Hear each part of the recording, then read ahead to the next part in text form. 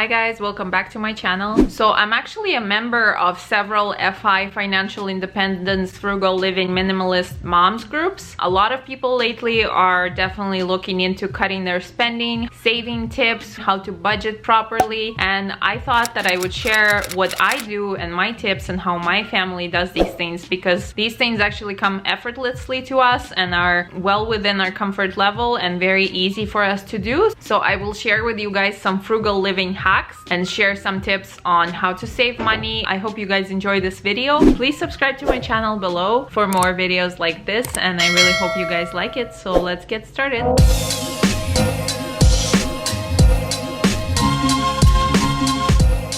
Now, everybody will tell you guys that it's important to pay your credit card on time. And sure, I agree with that, but I'm actually gonna go a step further and let you know you should pay your credit card off before the statement comes out. That will actually increase your credit score, and you will not wait until the end of the month to find out that you have this huge credit card bill that maybe you weren't paying attention. You put too many purchases on the credit card and now you're stuck with this huge bill. When it comes to your credit score, paying off before the statement actually comes out, paying off your credit card in full or almost in full. I will usually pay the dollar amount and just leave the cent amount unpaid, and that will actually decrease your credit card usage, and that increases your credit score. This is something that I have been doing for several years, and my credit score has increased by a lot since I started doing this, because the credit card usage is one of the high impact factors that they actually look at when they determine your credit score. So yeah guys, pay off your credit card not only on time but before the statement comes out. Number 2, don't throw things out if you think you might need it to the future.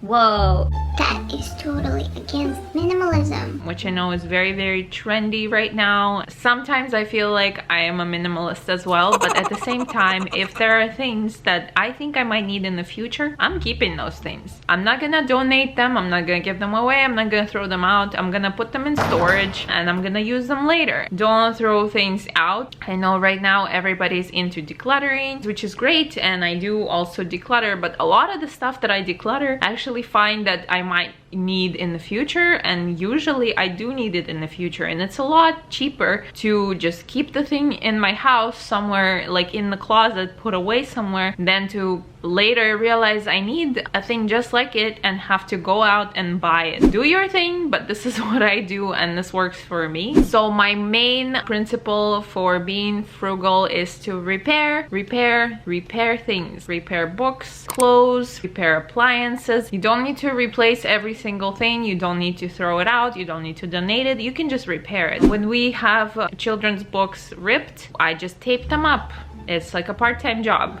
Taping my daughter's books. But it's important to repair these books. They're nice books, you know. I don't want to repurchase them if I don't have to, and a lot of them are beloved books that I do want to keep for my son. In many cases it's much cheaper to keep a thing going, such as an old car, than to buy a new car. Same with books, the same with clothes. Also with clothes I have a particular thing, because older clothes actually fit better. Now this next one might not be a very popular one and a lot of people won't agree with it, but this is something that I think is important to just bring some attention to. Now when it comes to housing, consider renting versus buying. And I know this might be counterintuitive, but when you think about it, in a lot of cases it actually makes more sense to rent than to buy. One is, what is your age? How many years are you planning to live in this town, in this area, in this city? Does it really make sense to purchase a house or to purchase an apartment if you're only staying there for 2, 3, 4, 5 years? Another consideration when it comes to buying versus renting is cost of repairs. If you have a landlord, the landlord is obligated to fix any kind of issues, like buying a new water heater, your drain gets plugged, you need to replace a balcony door, the roof leaks. They are responsible for fixing it for you for free. If you own a house, it's your responsibility, and those things can really be costly, like replacing a water heater. That would have been $10,000, thousands of dollars at least. Another thing is convenience of repairing stuff. For example, I don't know how to replace a water heater. We would have to hire somebody to do it, which is also adds up to the cost. So in conclusion, for us, it makes more sense to actually be renting right now than to buy something. Another point is avoid buying things until you actually absolutely need them. One of the things that we didn't do was to buy a lot of baby stuff before the baby was actually here, because you never know what the personality will be like, what they will like, what you will actually need until the baby's here and until you actually physically need this item. That's one thing. It doesn't just apply to babies, it applies to everything. Don't buy it until you actually absolutely need it. One day you're like, okay, I need this thing now. Run. Right now. And then you go out and buy it. Not thinking like, oh, I will need it next week. I might need it. This is something we should probably have. no, don't do that. Just wait. Another major thing that saves us a lot of money is shopping with a list and only shopping once a week or once in 2 weeks, as we've been doing lately. If you go in for something, you get it. 2 days later, you realize you need this other thing. You go in, you get 5 more different things that you think you need. And it really, really adds up. Like your monthly grocery bill can triple, can quadruple when you shop like that. When I go in with a list, I only go in once a week and I make sure to get everything I need for that week plus some pantry items. That saves us a ton of money. Now, another thing I learned was if you can delay a purchase to the next paycheck, to the next quarter, just basically delay it, do that. So if you delay purchasing an item, it kind of goes to the next paycheck and you actually end up having extra money this month and less stuff because you still need to buy it, but you already have this extra money coming in with next paycheck. I really hope this makes sense, you guys. If you have any questions, drop them down below and I'll be sure to answer them. Another thing you can do to be more frugal is to acquire more of a DIY approach. If I see something quite expensive that I want to buy, but I also know that I can make it myself, I will do it and it will cost me 5 times less. A simple example is instead of buying a baby crib mobile, just make one yourself. They're very cute, they're fun to make. It's like a gift that you can give to your child and also it saves you a lot of money. Another point is cook from scratch. That saves so much money. If you bake from scratch, if you cook from scratch instead of buying all these pre-made things, pre-cooked things, frozen meals, just cook from scratch. It actually doesn't take that much more time, but it's healthier. You know exactly what you're putting into it. There's no preservatives and you've just saved a ton of money. For example, instead of buying baby purees in little cute pouches, just make one yourself and buy those reusable pouches. And every time you need to give your baby a little pouch of puree, you have your own. And those reusable pouches, they cost like $12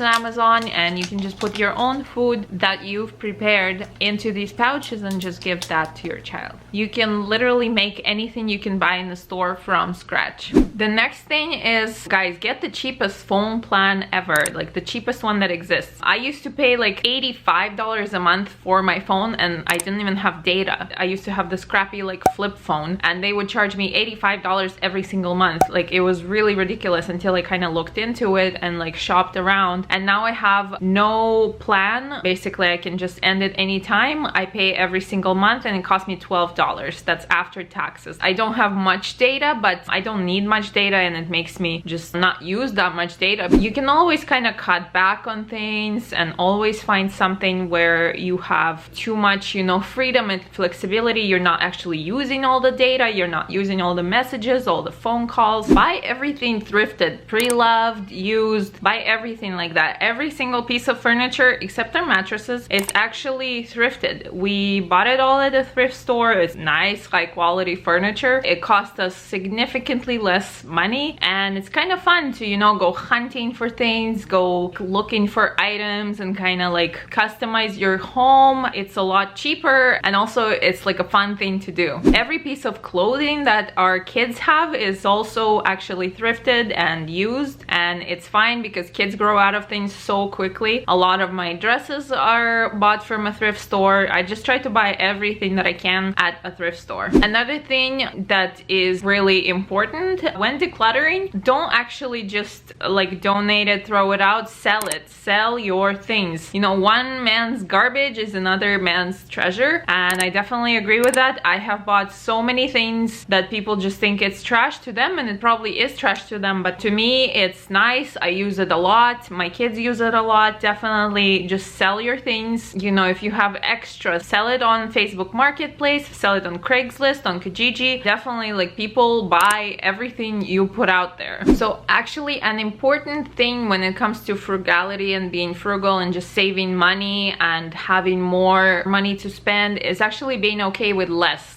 stuff, less buying. You can always do with less stuff. Like, there's extreme minimalists, and I'm not claiming that I am one, but I definitely like try to not purchase things unless I absolutely desperately need them. It takes a little getting used to, I do have to say. If your comfort level is like this and you have a set amount of things that you buy every month and a set amount of things that you need to feel comfortable, and then you lower that amount, it might feel uncomfortable at the beginning, and someone else might feel really comfortable at this level. It's all a matter of like adjusting, seeing where you can cut spending, what things you don't actually like desperately need that you could do without, just really analyzing how you live and your life. When we decided that we wanted to lower our budget for a lot of things, I actually went through everything that we were spending our money on to the point of like, do we need this many rolls of paper? And I completely just narrowed everything down, cut everything that we didn't need. You can always find cheaper alternatives. And last but not least, this is actually extremely important for two reasons, but that is to quit your unhealthy habits. First of all, staying healthy will save you on medical bills, will save you just on trips to the doctor and lab work and lab tests and just time. It saves you a lot of time. It's obviously way better to stay healthy and take care of yourself than to later deal with like a major problem or something that's like very dire. And of course, it saves you money because usually unhealthy habits involve some kind of purchase of some kind of a vice, alcohol, cigarettes, you know, whatever it is. Unhealthy habits could be, you know, just eating unhealthy, eating out too much, eating too much fast food, too many chips, sweets, you know, whatever. That all involves actually buying things, and I'm not against buying things per se. It's definitely nice to cut your spending and cut your spending on unnecessary things that actually don't do you any good and are just detrimental to your health. It's pretty easy to do those things when you actually like prioritize your health and your well-being. Leave me a comment down below with your tips and what you do in your life, if it's different from what I do, if it's the same thing that I do. So please leave me a comment, and also please like this video if you do like it. So yeah guys, I really hope you find this video very helpful and that you like it. Please subscribe to my channel for more videos like this and click that notification bell button, and I'll see you guys in the next one. Bye!